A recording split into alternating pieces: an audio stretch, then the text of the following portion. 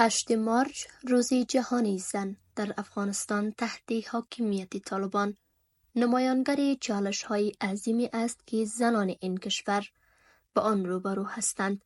پس از تسلط دوباره طالبان بر افغانستان در سال 2021 حقوق زنان به شدت محدود شده است.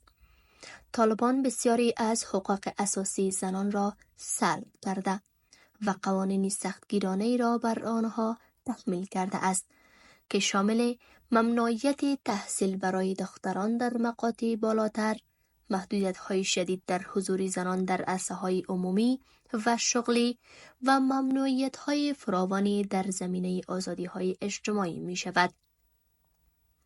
در چنین شرایطی 8 مارچ روز جهانی زن در افغانستان به یک روز مقاومت و مبارزه تبدیل شده است. زنان افغان با وجود تمام تهدیدات و سرکوب‌ها همچنان تلاش می‌کنند تا صدای خود را به گوش جهانیان برسانند و از حقوق بنیادی خود دفاع کنند. آنها در این روز به شکل نمادین خواستار بازگشت به حقوق از دست رفته ایشان می‌شوند: حق تحصیل، حق کار و حق مشارکت در عرصه‌های اجتماعی و سیاسی.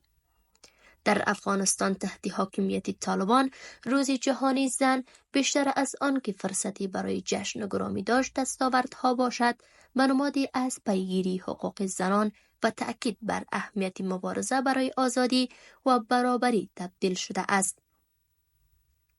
زنان افغان با وجود تمام محدودیت‌ها و سرکوب‌ها به مبارزه خود ادامه می‌دهند و در هر شرایطی نشان می‌دهند که برای دستیابی به حقوق انسانیشان تسلیم نمی‌شوند.